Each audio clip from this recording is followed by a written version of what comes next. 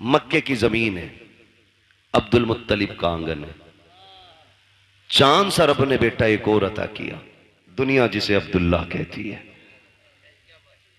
कौन है अब्दुल्ला? मेरे नबी के वालिद। हसीन कितने? इतने हसीन थे कि औरत औरत मर्द भी जियारत के लिए, झलक पाने के लिए सड़कों पे लाइन लगाए खड़े रहते थे। इतना हसीन अल्लाह ने हजरत अब्दुल्ला को बनाया। पैदा कहां हो रहे?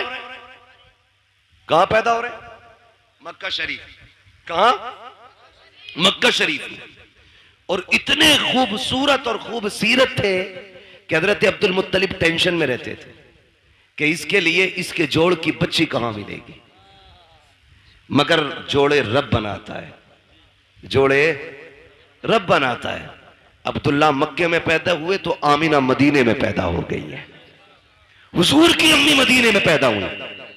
ना हजरत अब्दुल्ला के हुस्न का जवाब, ना हजरत आमिना के हुस्न का जवाब।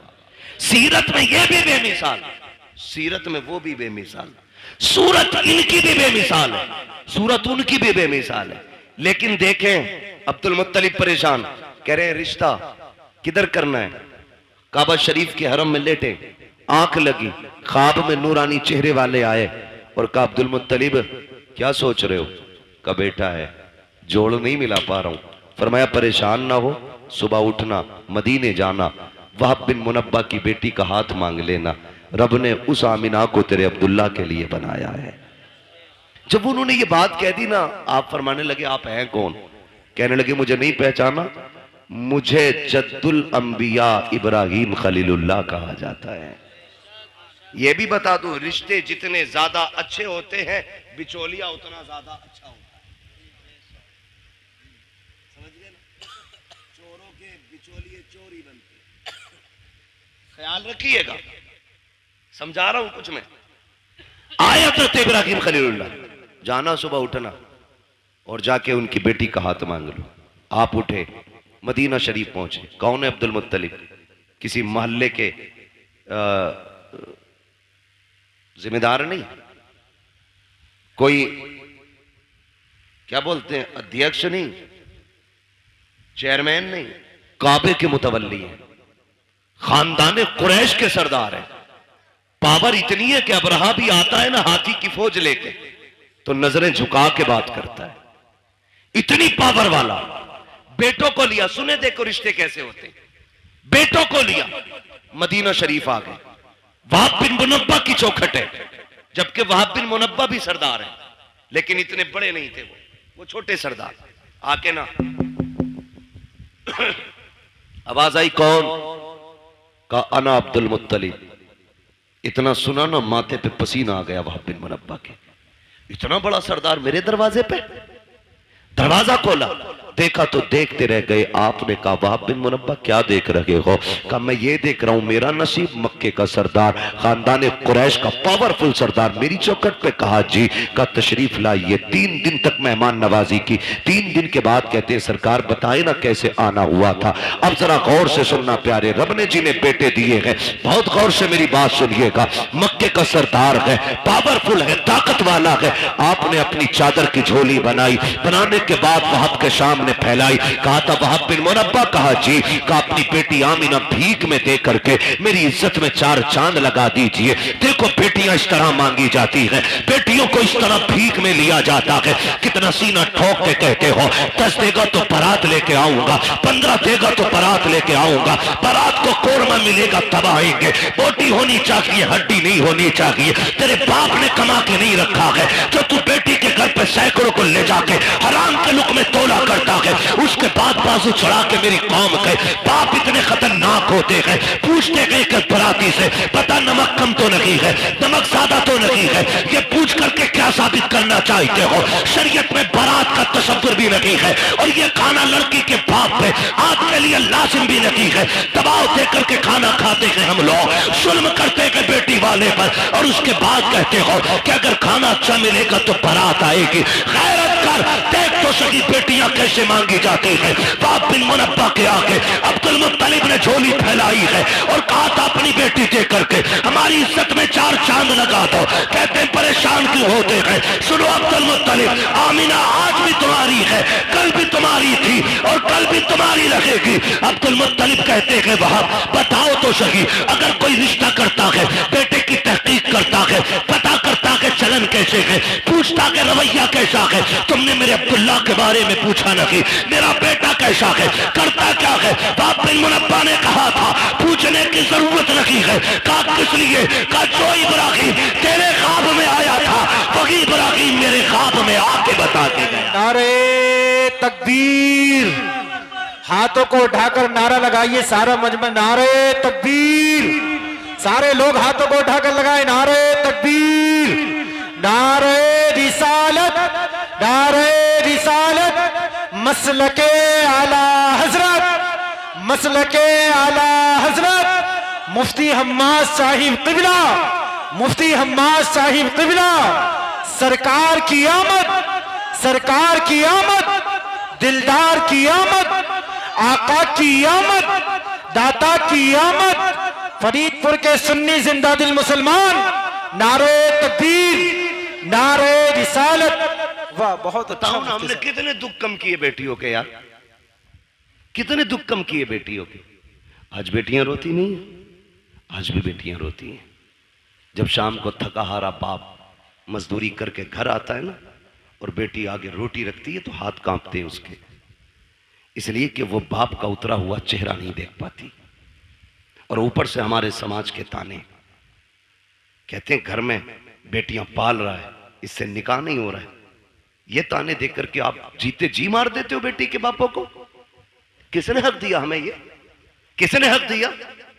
और हमारे रवैये देखे हम ही है। ये आज जो बेटियों को फांसियां लग रही हैं ना, ये आरएसएस वाले नहीं लगा रहे, खुदा की कसम हमारी बहुओं को हम ही जहर दे के मार देते।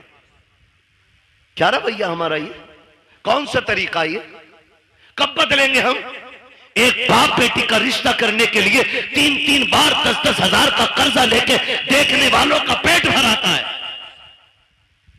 और ये नाक तक खा के जाके कहते हैं बेटी पसंद नहीं आई हमें। वो बेगैरत जब पसंद नहीं थी तो गरीब बाप का खर्चा क्यों कराया, मर जाता ना खाता तो। समाज की मुश्किलों को आसान करो, यही 12वीं वाले का पैगाम है, यही 12वीं वाले का पैगाम है। लेकिन बढ़ाते जा रहे हैं, बढ़ाते जा रहे हैं। खत्म करें ये रस्म साहिब, खत्म करें। चौक में, मंडी में, रोड पे जहेज रखा जाता है, उस वक्त तक गाड़ी में नहीं भरा जाएगा जब तक पूरे बस्ती को नुमाइश नहीं करा दी जाएगी। दिल पे हाथ रख के बता, आज मेरी बेटी है, कल तेरे आगे भी बेटी होगी। आज मैं चौक में रख के जहेज दिखा रहा हूं, दुनिया के सामने ला के रख देता हूं, लोग तमाशाई बन के देखते हैं। तुम क्या सोच के दिखाते हो, गांव वालों को पता चल जाए मैंने क्या क्या दिया है। नहीं यार, तुमने तो दुनिया की सारी चीजें दे दी, क्योंकि रब ने तुम्हें दौलत से नवाजा था, तुम्हें पैसा दिया था, तुमने एक एक चीज ला के बहन बेटी के जहेज में रख दी। लेकिन तुम्हें नहीं पता उस जहेज को देखने के लिए सिर्फ अमीरों की बच्चियां तो नहीं आती हैं, ठेला चलाने वालों की भी बच्चियां आती हैं, खुरपा चलाने वालों की बच्चियां आती हैं, खेत काटने वालों की बच्चियां भी आती हैं, मजदूरी करके बच्चे पालने वालों की भी बच्चियां आती हैं। जब तुम्हारी बेटी के जहेज में रखा हुआ 40,000 का फ्रिज देखती होगी तो पता गरीब की बेटी के जिगर पे क्या गुजरता होगा। जब वो चीमते तवे से लेकर के कढ़ाई मशीन तक देखती होगी, मुझे पता मजदूर की बेटी के दिल पे क्या गुजरती होगी। तुम तो ये सोचते हो हमने जहेज इसलिए लगाया ताकि दुनिया 4 दिन तक बातें करे। खुदा की कसम तेरी 4 दिन की ये बातें कहीं गरीब की आंख बन के तेरी खुशियों को डहरा ले। ऐसा ना हो कहीं तेरे घर की खुशियों को आग न लग जाए। जरूरी नहीं है जहेज रोड पे रखा जाए, दुनिया की दौलत उठा के दे, लेकिन तमाशा ना बना, मुट्ठी बंद करके दे दे। जो ले रहा है वो भी तेरा है, जो दे रहा है वो भी तेरा है, इसलिए गरीब को ना दिखा, मुट्ठी बंद करके दे ताकि तेरी भी राजी रखे और गरीब मजदूर की बेटी भी बाप के आंगन में राजी रहे। लेकिन हमने तमाशे बनाए, हमने नुमाइश बनाई और इस नुमाइश ने बेटियां हमारे सर पे बोझ बना दी। गलत नहीं कह रहा हूं, इस नुमाइश ने बेटियां बोझ बनाई, इस दिखावे ने मार डाला। अभी कुछ दिन पहले की बात, कुछ दिन पहले की बात, हम 2 बारातें थी।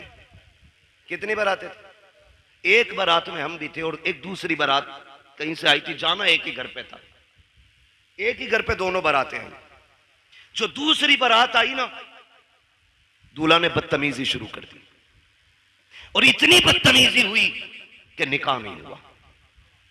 एक बहन का निकाह हो जाता है, दूसरी का नहीं हुआ। मुझे एक बात बताओ, कहने को तो आसान है बारात लौट गई, लेकिन मुझे कोई बताएगा जो बिजलियां उस बेटी के दिल पे गिरी होंगी जिसके हाथों पे निकाह के लिए मेहंदी लगी हो, जो सुर्ख जोड़ा बैठ करके पहन के तैयार बैठी हो कि कोई आएगा जिंदगी भर का वादा करके आज लेके चला जाएगा। जब उसको पता चला होगा कि बारात वापस जा चली गई है, तो कोई उसके दर्द का अंदाजा लगा सकता है? मुझे लगता है खुदा की कसम जो दर्द का झटका उसको लगा होगा, अगर समंदर में डाल दिया जाए ना उस दर्द का एक हिस्सा, तो समंदर भी सूख करके एक कोयला बन जाता। मगर मेरी कौम, हमने अभी तमाशे बंद नहीं किए हैं, अभी हमें गैरत नहीं चढ़ रही है। बदले ये रवैये, निकाह इतने आसान कर दो कि बेटियां रोए ना, कलमा पढ़े और कहे एहसान रब का हुजूर की उम्मत में पैदा किया गया। इतने आसान निकाह कर दो, इतना आसान कर दो निकाह। अल्लाह आपको सलामत रखे। मेरे भाई, ये मुश्किलें जो आई हैं ना बेटियों पे, इसे खत्म करने की कोशिश करेंगे इंशाल्लाह, करेंगे इंशाल्लाह। जो रिश्ता करने जा रहे हैं ना, ये भी 3-3 गाड़ी भर के लेके जा रहे हैं। देखने के लिए 10-12 लोग जा रहे हैं और एक झटके में तो मुंह दिखाई होती भी नहीं है। 8 लोग आए, देख के चले गए, फिर फोन की घंटी बजी। अब क्या रह गया ना, बुआ ने ना देखा अभी, ला भाई बुआ भी ला, वो भी यतीम है। बुआ देख के गई, कह रहे हमारी वो जो है ना तेरी चचेरी मुमानिया, वो भी आएंगी, क्यों उन्हें भी हराम के खाने की आदत है ना, वो भी आएंगी देखने के लिए। ओ भाई बंद करो ये, लड़के के घर वाले देख ले, बहन मां देख ले, खाला फूफी सारी चली आ रही है ठलवी, कोई काम ही नहीं है। बंद करो ये तमाशे, निकाह इतना आसान कर दो कि बाप बेटी को बोझ ना समझे। करेंगे इंशाल्लाह ऐसा, वादा करें इंशाल्लाह ऐसी करेंगे। कितने लोग 10 लाख लेंगे जहेज में? हाथ उठा के बता दें। कोई बात नहीं मेरे बच्चे, बात समझी नहीं उस बच्चे ने, इसलिए जल्दी में हाथ उठा दिया। डिमांड करेंगे। एक सबसे बड़ा नुकसान बता दूं, टाइम मेरा ओवर चल रहा है, लेकिन मैं फिर भी एक नुकसान बता दूं। जो लोग ना डिमांड रखते हैं, जब उनकी बहुएं घर में आ जाती हैं ना, तो फिर वो ससुर को अब्बा नहीं कहती हैं, सास को अम्मा नहीं कहती हैं, और शोहर को शोहर नहीं कहती हैं। क्या कहती हैं? सास को बुढ़िया, शोहर को, वो ससुर को डाकू और शोहर को नौकर कहती है। इसलिए कि रिश्ता नहीं हुआ, उनके बाप ने गुड्डा खरीदा है। मालूम है तेवर क्या होते हैं अब्बा के? 1 रुपया भी कम हुआ बारात लौट जाएगी। तो जो 1 रुपया वो बाप लेके आता है ना, गोलक तोड़ के, नसीब फोड़ के, जैसे भी लाता है, वो बच्ची को याद रहता है। फिर वो तुमसे 1-1 रुपए का हिसाब लेती है, फिर जीभ निकाल देती है इतनी, फिर कह रहा अब्बा नहीं कह रही, क्यों तूने कौन सा बेटी वाला रवैया इख्तियार किया उसके लिए? कल तू उसे सर पे हाथ रख के लाता, जैसे मेरे नबी का उमर लेके आया था, हजरत उमर फारूक आज़म। आज ना 10-10 लाख रुपए लेकर के तोलता फिर रहा, और फिर वो नहीं कह रही अब्बा, वो कह रही बुड्ढे को चाय दे दो। क्यों कह, ये कह रहा मैडम जरा पानी लाना, तो कहती खुद भर के ला। 10 लाख दिए मेरे अब्बा ने। सब के आगे शेर बनेगा, फिर नोरा फिर रहा बीवी के आगे। ये 10 लाख की मार है जो लंगूर बना दिया इसकी शिकल को।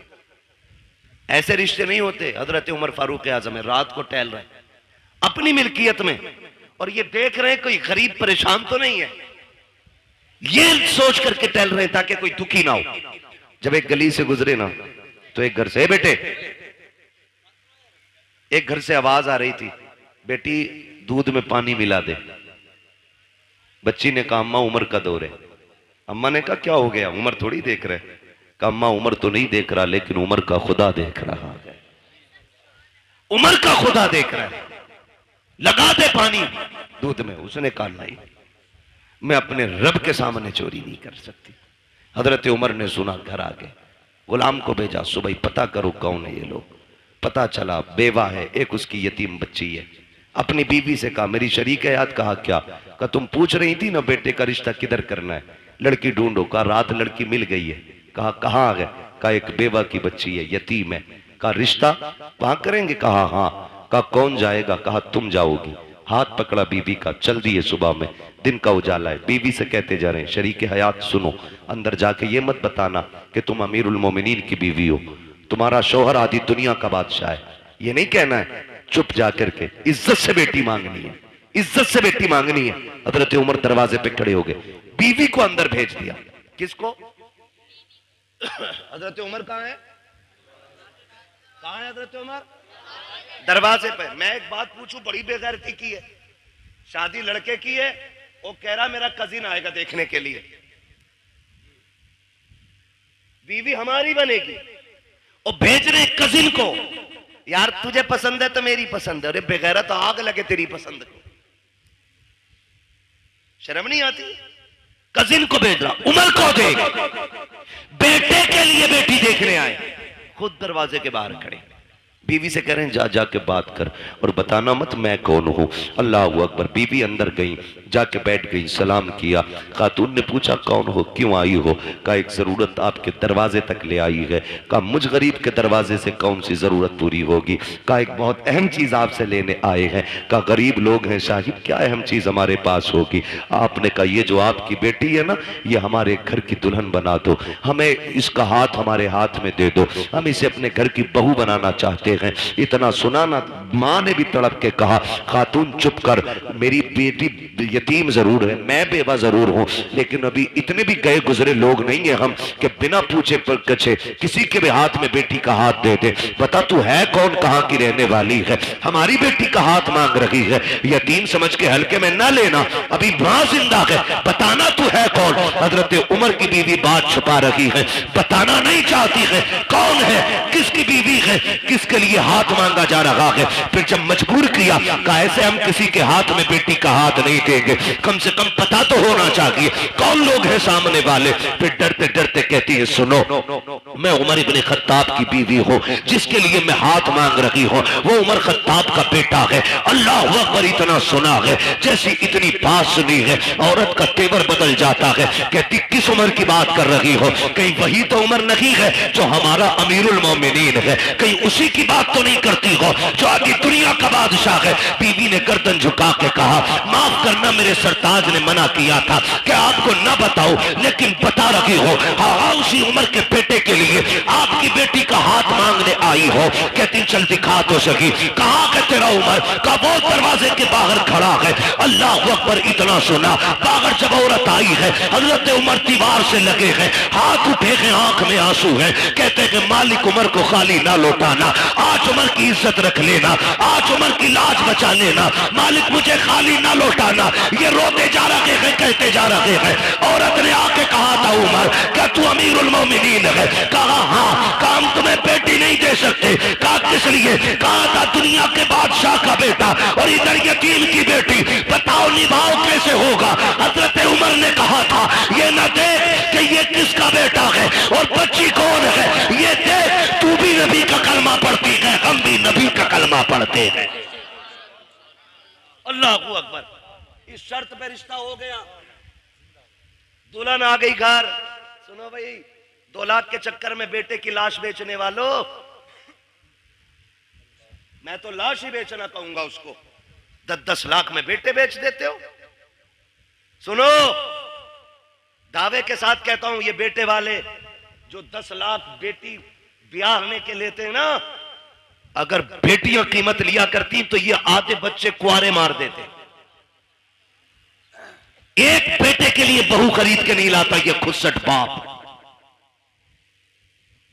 आज 4 बेटे हैं ना, फटा जा रहा, 40 लाख हो गए और 15 का दाव लग गया तो 15 चौका आधे करोड़ का मालिक बन गया। हिसाब लगाए बैठा उंगलियों पे। और बगैर तो सुनो, 60 ले ले या 80 ले ले, तुझे बेड पे 1 मिनट बैठने नहीं मिलेगा। जिसकी पिलाई नापता फिर रहा ना क्या इंच है, उस पे तू बैठ नहीं सकता एक दिन भी। तेरे हिस्से में अगर आया तो ससुराल से मिला हुआ हुक्का ही आगा जो तेरे फेफड़े खराब करेगा। इसके अलावा तुझे कुछ नहीं मिलने वाला। तू मर क्यों रहा भाई? लिस्ट अब्बा के ही हाथ में, हटो मत। अल्लाह कादिर मुतलक, जो सेहरे देना जानता है वो सेहरे लेना भी जानता है। जो मेडिकल लाइन से लोग जुड़े, कितने हादसे ऐसे होते हैं। 18 साल का जवान, 20 साल का जवान, पता चला अभी शादी का रंग नहीं उतरा था कि जोड़े कफन में बदल गए। कुछ नहीं पता मौत का। मत इतराओ इतने। 10-10 लाख में बेचने की जरूरत नहीं। रिश्ता हुआ, निकाह हुआ, हजरत उमर के घर में आई बच्ची। हजरत उमर करीब आके कहते हैं, बेटी क्या बात थी उस दिन जो रात में तेरी मां ने तुझसे कहा था? इतना सुना बच्ची के माथे पे पसीना आ गया। आपको कैसे पता? कहा मैं दरवाजे पे खड़ा था, दरवाजे पे खड़ा था। कहा जनाब बात ये थी कि मेरी मां कह रही थी दूध में पानी मिला। मैंने कहा उमर का दौर है। उसने ये कहा कि उमर देख थोड़ी रहा है। फिर मैंने ये कहा उमर नहीं देख रहा तो उमर का खुदा तो देख रहा है। हजरत उमर रो दिए और हाथ पकड़ा बच्ची का। कहने लगे बेटी बता मैं कौन हूं? बच्ची ने कहा आप मेरे चाचा लगते हो। फरमाने लगे ना बेटी, आज के बाद चाचा ना कहना, तू यतीम है, मुझे बाप कह के आवाज देना, मुझे बाप कह के आवाज देना। आज के बाद तू यतीम नहीं, आज के बाद उमर तेरे सर पे शफकत का हाथ रखता है। लेकिन सुन मेरी बेटी, रोज उमर को अदालत का काम रहता है, रोज फैसले सुनाने होते हैं। बेटी तेरी ड्यूटी इतनी है, जब उमर चलने लगे तो जो तूने अपनी माँ से कहा था खुदा देख रहा है, वही मेरे कंधे पे हाथ रखना और कहना अब्बा उमर फैसले सोच समझ के करना, खुदा देख रहा है। अगर तू ये कहती रहेगी उमर की अदालत से कोई फैसला कभी गलत नहीं हो सकता। तुम बहुओं को बाप वाला प्यार दो, वो तुम्हें बेटी वाला एहतराम देके दिखाएंगे। समझ रहे हो ना मेरी बात? बेटी वाला एहतराम आपको देंगी। जो बेटियां एक बाप को एहतराम देती हैं तो निकले इन सारे फसादों से। मॉल में दामाद नहीं खरीदने, दीनदार बच्चियां तलाश करें, दीनदार, हिप्पी कट नहीं। हाँ बहुत पुरानी कटिंग थी, वो याद है हमें। अब तो पता नहीं कौन कौन सी चल रही है। हाँ?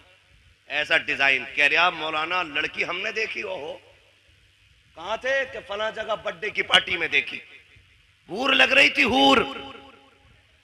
आई है ना शादी के बाद जो दे दौड़ा ले दौड़ा, उठा पटक के भूत आ गए। मैंने भूत नहीं, पूरी भूतनी लेके आया है। उतार दो, मैंने अपने बस की बात नहीं। भूत उसके उतारो जिस पे चढ़े हों, और जो खुद भूतनी हो बोलो उसके कौन उतारेगा? कह रहा ऐसे बाल पड़े थे मियां, देखता रह गया। धोखे में मत पड़ जाना। ब्यूटी पार्लर ने बड़ा काम खराब किया है। ऐसे रंग बिरंगी मुंह बना देते, ऐसा लगता है कभी कभी के आटे के बोरे से निकल के आई है। और कैमरा ऐसा ऐसा फिल्टर मार रहा, कलवा भी कभी भूरा हो गया। ये कंडीशन है। फोटो भेज दिया, कलवा का फोटो आया, पूरा मोहल्ला देख रहा, दामाद बड़ा गोरा है। और फिर इतना घना सेहरा बनवाया कि कुछ टिप ही नहीं रहा था उसमें। और जब चौथी में आए दामाद तो फिर ढूंढ रहे थे सब, दामाद नहीं आया। यही तो है। का मुंह कैसा? काबिल मस्जिद गए थे, वुजू किया तो मुंह धुल गया। तो ये कंडीशन, ये हालात है। बेटी दीनदार तलाश करो। ये भी हैरत की बात है ना, कह रहा आईएएस चाहिए, आईपीएस चाहिए, बीओएमएस चाहिए, एलएलबी चाहिए। भाई तालीम अच्छी बात है। वो कहा था ना, गालिबन हफीज जालंधरी ने कहा था कि तालीम औरतों की जरूरी तो है, मगर खातून खाना हो वो सबा की परी ना हो। तालीम जरूरी है लेकिन हया के दायरे में रहे, शरीयत की हदों को पामाल न करे। बेटी दीनदार ढूंढो, फिर देखो अल्लाह कितनी बरकतें अता फरमाता है। वरना गलत नहीं कह रहा हूं, सच्ची बात है ये। भाई आपकी वजह से ये कुर्बानी पेश कर रहा हूं, एयरपोर्ट का अल्लाह मालिक है। सच्ची बात है। जो जहेज में कुरान आता पूरी जिंदगी जुजदान में रहता है। और बल्कि सास कहती है ना पहले ही 3 रखे, इसे मस्जिद में दिया। टीवी अपने कमरे में, एलसीडी अपने कमरे में, एलईडी अपने कमरे में, फ्रिज संभाल के रखिए टूट ना जाए, वॉशिंग मशीन स्क्रैच ना जाए। बुढ़िया खड़े होकर ऑर्डर जारी कर रही है, आया ना कुरान, कहती लल्ला इसमें क्या, इसमें क्या? कि अम्मा कुरान है। ए लल्ला 4 तो पहले से घर में रखे थे, ये भी ले आए, इसे मस्जिद पहुंचा दो। अगर ये कंडीशन घरों की हो जाए ना, फिर पूछना मत कयामत कब आ रही है, समझ लेना कयामत तुम्हारे दरवाजे पे आके खड़ी हो गई है। क्योंकि तुम्हारे घर में टीवी और फ्रिज रखने के लिए जगह है और रब का कुरान रखने के लिए जगह नहीं है। सोचना और फैसला करना। गलत नहीं कह रहा हूं, पढ़े क्यों? क्योंकि हमने बेटी को पढ़ाना जरूरी नहीं, बेटी को कुरान देना जरूरी समझा है। जहेज में होना चाहिए, चाहे उसे नमाज आती हो कि नहीं आती हो। बाप अच्छा वो नहीं जो सोने की पेटी में रख के मुझको अंबर से लिखा हुआ कुरान बेटी को दे।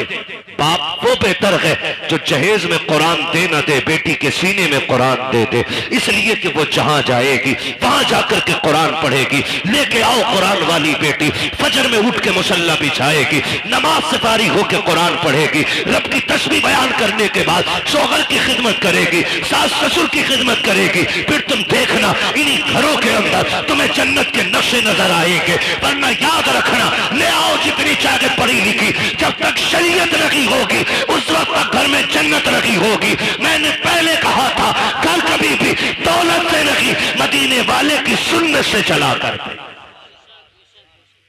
आप बच्चियों को कुछ पढ़ाएं या ना पढ़ाएं, लेकिन कुरान पढ़ाएं। मेरे ख्याल से आपके इलाके में भी इदारा है ना, हमारे नवाब भाई ने बताया था, मुझे याद आ रहा है, काफी पहले बताया था कि ये समूदिया में बच्चियों का इदारा कायम कर रहे हैं। वो मेरे ख्याल से कायम कर दिया है, माशाअल्लाह लिंटर की तैयारी है। ये इदारे हमारे जिम्मेदारियां हैं हमारी, इन्हीं इदारों के जरिए इंशाअल्लाह हमारी बेटियां कनीज़े फातिमा ज़हरा बनेंगी, कनीज़े फातिमा ज़हरा बनेंगी इन इदारों के जरिए। बेटियां, मैं आपको एक बात बता दूं, बेटे बुरा ना माने, क्योंकि मैं भी अपने अब्बा का बेटा हूं। वो ये ना समझे कि बेटों को बड़ा खुल के बुरा कह रहा है, लेकिन ये सच्ची बात है। बेटे को ना कितने कुरान पढ़ा लो, वो जब भी पढ़ेगा ना हस्बे जरूरत पढ़ेगा और बंद करके यूं रख देगा। लेकिन अगर आपने बेटी को कुरान पढ़ाया है ना, वो जब भी कुरान पढ़ेगी ना, उसे कुरान के सफात में बाप का चेहरा दिखाई देगा। बाप का इंतकाल हुए अगर 15 साल भी बीत गए होंगे ना, तो वो 15 साल के बाद कुरान बंद करके हाथ उठा के कहेगी, अल्लाह जो आयतें, जो रुकू, जो पारे, जो मैंने लाइनें पढ़ी है ना, इसका सवाब मेरे बूढ़े बाप की कब्र में अता फरमा दे। खुदा की कसम, ये बेटियां इतनी खैरत वाली होती हैं, जो भी तुम इन पे एहसान कर दो ये सर पे नहीं रखती हैं, ये एहसान का बदला दिया करती हैं, बदला दिया करती हैं। इसलिए बेटियों को पढ़ाओ। आज ना सबसे ज्यादा बड़ा निशाना हमारे इदारे, हमारी मस्जिदें, हमारी खानकाहें, हमारे जलसे सिर्फ इसलिए है कि इनसे इस्लाम का परचम हिंदुस्तान में बुलंद है। दुनिया मिटाने पे लगी है, कागज चेक करते हैं, रजिस्ट्रेशन में कमी हो, बैनामे में कमी हो, बिल्डोजर जाके चला दे। इतनी मजबूती से काम करो कि दुश्मनों के दांत कट्टे हो जाएं और तुम्हारी की हुई मेहनत ये बताए, यही है आरज़ू तालीम कुरान हो जाए, हर एक परचम से ऊंचा परचम इस्लाम हो जाए। इतनी जम के मेहनत हमें करनी है और हम अपनी कौम को इदारे देंगे, तालीम के मरकज देंगे। लिंटर पढ़ा के नहीं, अभी नहीं पढ़ा ना, तो उम्मीद है इंशाअल्लाह आप लोगों का साथ रहेगा इंशाअल्लाह। बोले जोर से इंशाअल्लाह। हाँ, वरना याद रखना, वही नेकी है जो अपने हाथ से कर जाओ, वही नेकी है जो अपने हाथ से कर जाओ, अपने हाथ से कर जाओ। हम जो कमाते हैं ना, वो अपने लिए नहीं, दूसरों के लिए कमाते हैं। हम तो कुछ दिन उस दौलत पे चौकीदार बन के रहते, मरेंगे लल्ला मौज करेगा।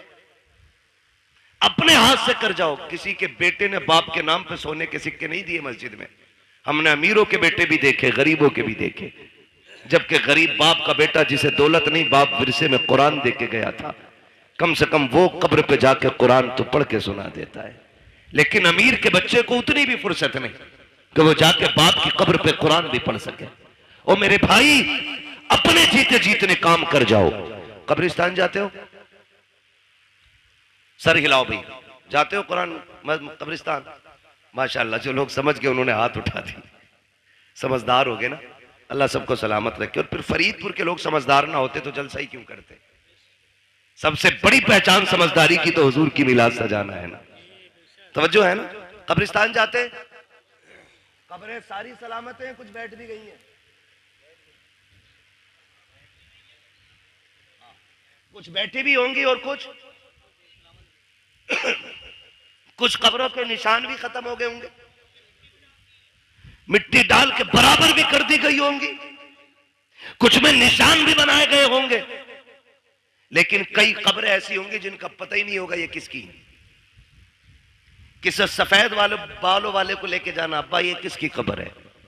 वो कहेंगे मैंने भी नहीं देखा मरते हुए, मेरे अब्बा ने बताया था कि यहाँ हमारे गांव के सबसे बड़े जमींदार दफन हुए थे, ये वो थे जो 500 एकड़ के मालिक थे। आज जाके देखो ना, हजारों बीघों का मालिक इंच भर जमीन में सिमट के रह गया है, हड्डियां गल गई हैं, कोई फाथा पड़ने वाला भी नहीं है। फूल डालने की तो बड़ी बात यार, लोग कब्र पे मिट्टी डालने भी नहीं आते हैं, तख्ते गले सड़े दिखते रहते हैं, कफन के धागे नजर आते हैं, कोई छुपाने वाला भी नहीं होता। तो तुम्हें क्या लगता है कि हमारी औलाद हमारी कब्र पे बैठ करके रोज कुरान पढ़ा करेगी? रोज हमारी कब्र पे बैठ करके फकीरों के नाम पर लंगर लुटाया जाएगा? कभी नहीं, कोई नहीं। अगर आज हमें महीनों में टाइम मिलता है, हमारे बच्चों को 6 महीने में भी टाइम नहीं मिलेगा। हम 6 महीने में जाते हैं, हमारे बच्चे साल भर में भी नहीं जाएंगे। ऐसे काम कर जाओ, कोई जाए या ना जाए, कोई हाथ उठाए या ना उठाए, तुम्हारी कब्र में रहमतों के झोंके आते रहे, खुदा की तरफ से बरकतें आते रहे। आप कहेंगे कैसे? तो सुनो, जो मदरसे चल रहे हैं, इदारे बन रखे हैं, उनका जाके ताबुन कर दो, बीमा कर लो पहले का 50,000 मेरी तरफ से ले, इसकी छत बना दे। खुदा की कसम, जब मर जाओगे और जब तक ये मदरसा चलता रहेगा, कोई हाथ उठा के दुआ करे ना करे, कोई कब्र पे आए क्या ना आए, जितनी देर तक इसके नीचे बैठ करके कुरान पढ़ा जाता रहेगा, अल्लाह सवाब की खिड़कियां तेरी कब्र में बराबर खोल के रखे। इसलिए ऐसे काम करके जाना, ऐसे काम कर जाने, अपने इदारे मजबूत करें। इसमें आम के आम है, गुठलियों के दाम है। गुठलियों के दाम ऐसे हैं कि हमें जन्नत मिलेगी, नेक काम है। और आम के आम ऐसे हैं, हमारी ही बेटियां यहां से पढ़ के कनीज़े फातिमा ज़हरा बनेगी। हाँ, वो सबसे ज्यादा जरूरी है हम अपनी बच्चियों पे ध्यान दें। वक्त होता है इंशाअल्लाह तो मैं बात करता, अभी मैंने सिर्फ एक टॉपिक पे बात की है। हुजूर बेटियों के लिए रहमत बन के आए और हमने उसका मतलब ही बदलने की कोशिश कर दी है। हुजूर रहमत बन के आए, हम जहमत बन के बैठ गए। बाप के बाल इसलिए सफेद हो गए कि कोई बच्ची का हाथ मांगने वाला है। ओ यार, ऐसे हो जाओ कि कोई बोझ बेटी को अपने ऊपर महसूस न करे, बल्कि बेटी को फूल समझ के पाले। आप भी जाओ, जन्नत सभी को चाहिए, सब चाहेंगे मुझे जन्नत चाहिए। एक आसान नुस्खा है, तलाश करो ऐसे रिश्ते जहां बाप बेटी को रुखसत करने पे मजबूर हो, लेकिन हालात ना हो। अल्लाह ने तुम्हें खरीदने के बर्तनों का भी पैसा दिया हो, लेटने की चारपाई भी दी हो, चलने के लिए गाड़ी भी दी हो, रहने के लिए छत भी दी हो ना, वहां खाली हाथ जाके किसी गरीब की बेटी के घर की आबरू बन जा और उसे अपने घर की जीनत बना के ले आ। खुदा की कसम, यहाँ उसकी गुर्बत पे तू पर्दा डाल ले, कब्र में मदीने वाले तेरे गुनाहों पे पर्दा डालने आ जाएंगे। ये सबसे आसान तरीका जन्नत में जाने का। करेंगे इंशाअल्लाह कोशिश। जहेज तो नहीं मांगेंगे, खास करके अब्बा सुन ले, मोटरसाइकिल पे बैठने नहीं मिलेगा, चाहे बुलेट मांग ले, हवाई जहाज मांग ले। हाँ, अगर बैठ भी गया बाई चांस तो उस वक्त सांस उखड़ रही होगी, तुझे पता ही ना होगा बैठा काय पे, उससे पहले लल्ला बैठा गई नहीं। इसलिए मेरे भाइयों गुजारिश है, बच्चों को टोकिन ना समझे, लॉटरी ना समझे, बेटों को खुदा की नेमत समझे। और जब वो दूल्हा बने, शुक्र के सजदे करें, लंबी दुआ की भीख मांगे। खुदा की कसम, नस्ल उसी से जो चलेगी ना, गोद उसकी होगी, आने वाला सलाहुद्दीन अय्यूबी होगा। जरूरी है हम नस्लों को बेहतर करें। मेरे हुजूर आए और सबसे पहला सबक आका ने दिया, इक़रा बिस्मि रब्बिकल्लज़ी खलक़। पढ़ने का हुक्म मेरे नबी ने सबसे पहले दिया। जिस नबी ने सबसे पहले तालीम को आम किया ना, आज उसी की उम्मत सबसे ज्यादा जाहिल है, उजट है, गवार है।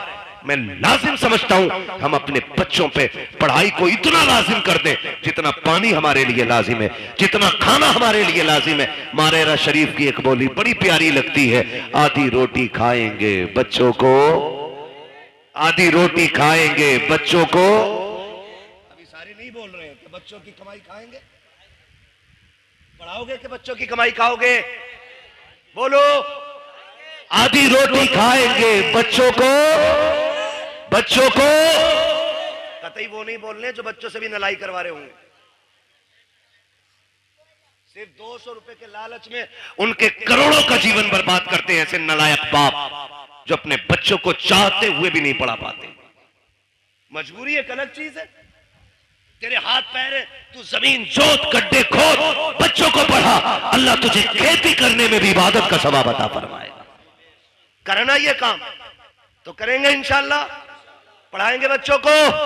आधी रोटी खाएंगे, लड्डू ही खा लो या नारे ही लगा लो, मिलने की देर हो रही है, खाने में देर नहीं है ना। बस हो गया भाई, तकरीर मुकम्मल हो गई है।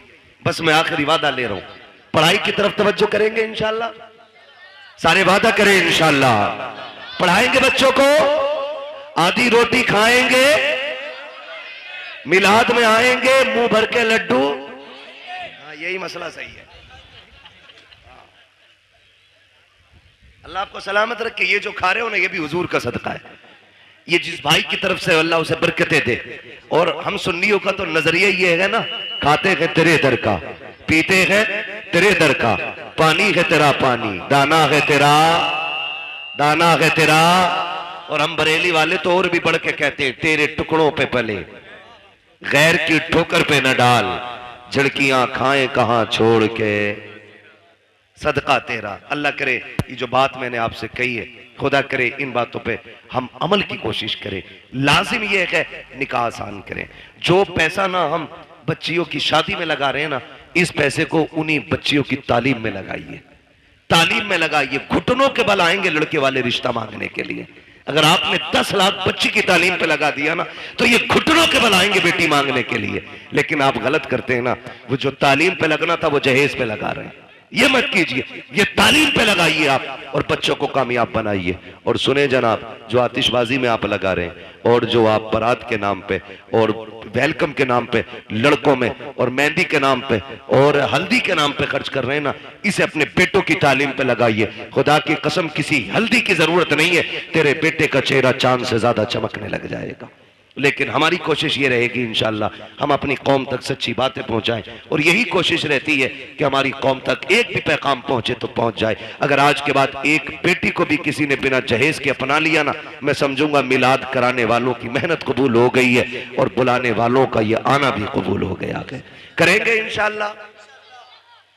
अगर बेटी वाला अपनी मर्जी से कुछ दे रहा तो दे, लेकिन हम दबाव प्रेशर नहीं करेंगे ना भाई। बस एक बात याद रखना, जिसने बेटी दे दी उसने सब कुछ दे दिया, अब और कुछ नहीं चाहिए। फरमाया गया वह मस्सा इला फला तनहर, महबूब तेरी चौखट से कोई खाली नहीं जाना चाहिए। अभी मैंने इस आयत के ज़िम्न में कोई बात भी नहीं की, अभी तो यूं समझे तमहीद थी, यहाँ तक पहुंचे, तकरीर का आगाज होना था। इंशाअल्लाह उल अजीज कभी वक्त रहेगा ना तो कभी फिर बात हो जाएगी। 1.5 घंटा मुकम्मल हो गया है। बस जो हुए गलत उनको माफ फरमाए रब्बे कायनात। जिंदगी ने दिया साथ, फिर होगी मुलाकात।